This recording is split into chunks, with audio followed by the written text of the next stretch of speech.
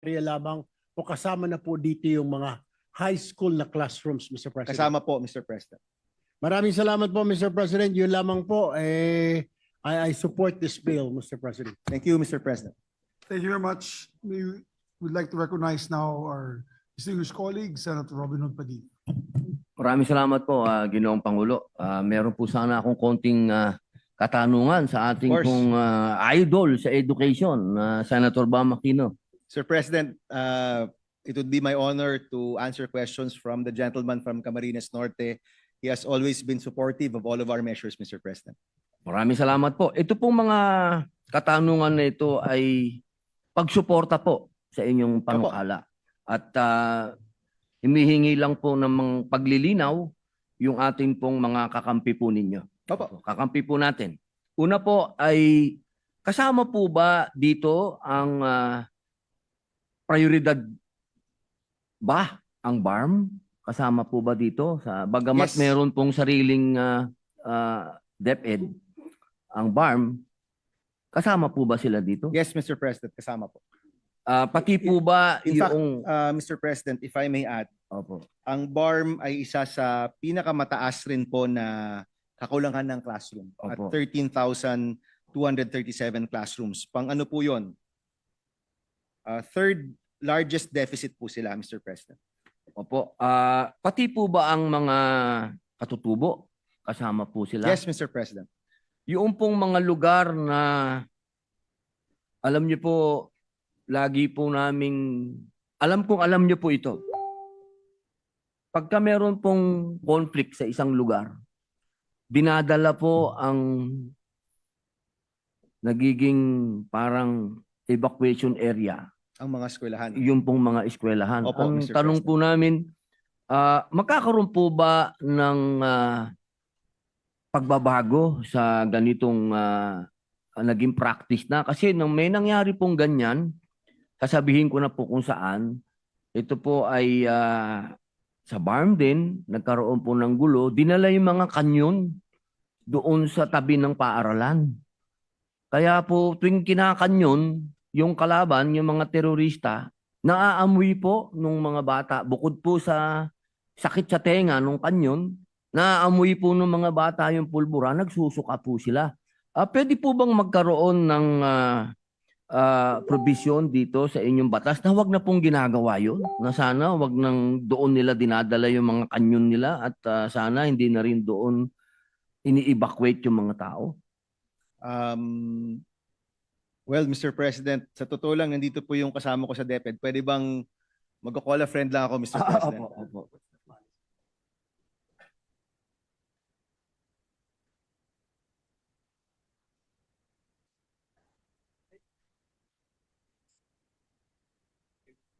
Mr. President, kapag may mga extraordinary circumstances, ginagamit po talaga yung mga classroom bilang safe refuge.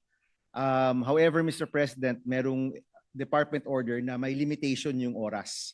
So far, Mr. President, yun pa lang talaga yung rules. And most of the time, Mr. President, itong mga extraordinary circumstance are natural calamities. Wala pa talaga, Mr. President, na mga patakaran pagdating sa conflict or conflict areas. However, Mr. President, if this is something that we can work on, the committee can work on, palagi ko lang, Mr. President, parang iba yung subject matter dito po sa Opo. bill na ito. But we can have a joint hearing, Mr. President, at linawin po natin kung ano yung patakaran talaga ng DepEd pagdating sa conflict areas, Mr. President. Opo, kasi napakahalaga po niyan na kawawa po yung mga bata. Opo, kahit po magdagdag tayo ng classroom, kung doon din po ilalagay yung mga kanyon, kasi Mr. hindi po maiiwasan talaga. Mr. President, Opo. ang pinagbabawal po natin, hindi yung pag-evacuate, kung hindi yung paglagay ng armas. Opo. Okay. Opo, So yung opo. tao, okay lang po yun, Mr. President. Wala pong problema. Yun Ay, lang pong yung armas. kasi nagiging lugar po ng kanyunan eh. Okay. Doon po mismo sa paaralan, doon nilalagay yung katabi yung kanyon.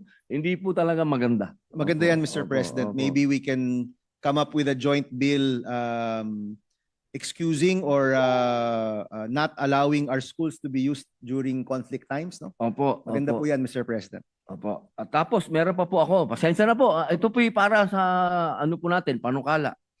Yung po bang prefabricated classrooms, yun po ba ay isasagawa natin? Kasi mabilis po yun, yung paggawa po nun. Kung pasok po sa price ceiling, Mr. President, wala at sa minimum performance standards ng Department of Education, wala pong nagbabawal sa kanila na magamit po para dito po. Opo, yung pong mga, alam naman po natin, nakatatapos lang po natin sa isang matinding iskandalo po sa flood control.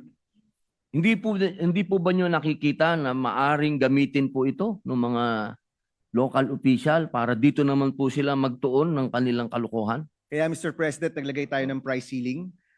If you remember, Mr. President, I think nag-attend rin po kayo noon, yung first hearing po natin, napag-alaman po natin na umaabot ng 3.5 million pesos per classroom yung gawa po ng DPWH. At sinabi po nila yan sa harap ng mga local officials na practically kalahati lang po yung presyo at sa harap ng mga NGO na kung saan 1 to 1.2 million lang po yung paggawa ng classroom. So yung pinaka safety measure po natin, Mr. President, dito po sa overpricing, naglagay po tayo ng price ceiling. So ito pong price ceiling na ito, 28,000 pesos per square meter. Napag-aralan din po yan ng DepEd, napag-aralan po ng iba't ibang arkitekto, quantity surveyor, iba't ibang volunteers na tumulong po sa amin dito. At sa tingin po nila, itong 28,000 per square, roughly 1.7 to 1.8 million per classroom, ay nasa tamang halaga po, Mr. President. So, ang pinaka-safeguard natin, Mr. President, naglagay tayo ng price ceiling dito po sa paggawa ng classroom. Hindi po pwedeng lumampas po dito. Opo, napakaganda po niyan. Meron pong tanong po ito, mga eyepiece po ito. Tanong Opo. po ng ating mga eyepiece dahil nabanggit niyo po na kasama po sila dito. Yes, Mr. President. Pwede daw po ba na kapag itinatayo itong mga classroom na ito, eh sila ang makasama, sila ang kunin na magtayo? Kasama po sila sa para magkaroon po sila ng ownership? Meron po bang ganun provision? Wala po, Mr. President. At sa totoo lang, posible po na yung LGU makipag-partner sa kanila. Pero ang expectation ko kasi, Mr. President, ipapabid pa ito ng mga LGUs, di ba? Para mayroon talagang gagawang contractor or may gagawa talagang professional na grupo. Siguro po, kung meron silang ganong klaseng professional organization, they can participate, Mr. President. Pero But- hindi po sila pipigilan. Halimbawa po, Hindi po, makipag-usap po sila sa LGU. Hindi po, Mr. President. Opo, kasi yun po ang laging hinihingi ng ating mga katutubo na maging parte po sila. Opo, Mr. President, maybe kasi po yung paggawa naman po ng classroom, marami naman pong aspeto yan eh. Meron pong Opo. preparation ng lupa, Opo. meron Opo. pong pag-clear ng lupa, meron pong paglagay ng mga puno. Alam ko po, Sa ano labor, po yan. sa labor. Oh, labor. Opo, Opo, so labor. baka doon po, no? Pero yung technical na paggawa ay dapat po talaga mga engineers Opo, at opo. mga nasa construction para masigurado po yung standards ng DepEd. Opo. So okay po sa manpower. Okay po sila. Opo, Mr. President, pero sa totoo lang, Mr. President, we will probably leave that already to the LGU, Mr. President. Opo, opo. Wala po yung, hindi po natin pwede ilagay sa provision na pwedeng kumuha ng katutubo. Pwede naman, Mr. President. Pwede po. We will accept that Maraming amendment. Salamat po. Napakalaking bagay po nun. Napakalaking bagay po. Meron pa po dito, meron po ba tayong civil society organization na pwede pong i-monitor yung local na gagawa ng mga classroom? Opo. Pwede rin, Mr. President. Sa totoo lang, Mr. President, naging mahalaga yung mga civil society organization kasi nakita ho namin na mas mura silang gumawa ng classroom kaysa sa gobyerno. So doon po nagsimula yung tanong kung bakit po tayo umabot po dito. So I'm sure, Mr. President, yung mga gumagawa ng maraming classroom at marami naman pong NGO yan, they can be partners and that's the intention of the bill. Either sila yung kukunin ng LGU or sila mismo yung mag-monitor po nitong programa. So open po. Of Open course, po. yes, po. Mr. Opo. President. Bali, alam ko po, kayo po ang number one na author din ng gusto niyo. Lahat talaga nakikita dito. Opo, Mr. President. Opo, katulad po ng inyong blockchain. Opo, Opo, natin. kaya alam ko po, alam ko na kayo po'y sumusuporta dito. Panghuling tanong na lang po. Yung number one supporter din po ninyo, yung isang artista na sikat, si Ann Curtis, Opo. marami na po siyang na ipagawang classroom. Yan po ang kanyang advocacy. Pwede po ba na sa dami po ng kanyang pinagawang classroom, hindi pa po siya nakakakuha ng tax incentive?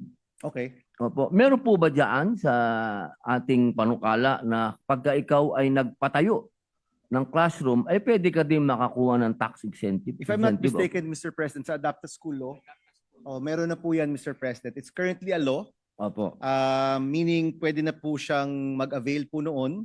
Hindi ko lang alam po kung pwede ang isang individual o kailangan po organisasyon. But that's already part of the adapted school law of 1995, Mr. President. Opo. Bali, magkapatid na po yan. Ito pong Adapt a School Program, magiging kapatid na po ito ng Opo. panukala na ito. Parang yun yung lolo, ito po yung apo. Ayun. So pwede po. Sa madaling salita, pwede po siyang maka-avail. no? My understanding, Mr. President, is that it's already allowed by law, no, to avail of incentives. We can check that, Mr. President. But alam ko po na meron pong incentives yan, Mr. President, pero sa totoo lang, Mr. President, di naman ata binibigay rin yung mga Opo, yun po incentives, ang no? yun po Kahit sana nakabatas na po. ang hihilingin namin dahil napakadami po na gustong magpatayo ng classroom. Sa totoo lang po. Opo, Mr. President. Oo, dahil lalo na po sa mga supporter po ninyo ng mga artista.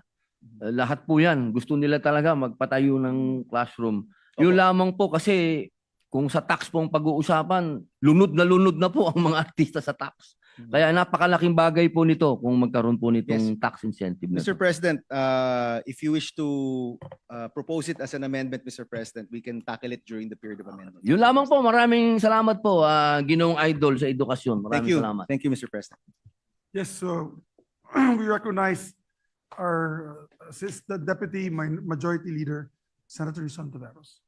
Salamat po, Mr. President. With the indulgence of the good gentleman from Tarlac, dagdag information lang po sa interpellation nila ng Yes, good Mr. President. gentleman from Camarines North.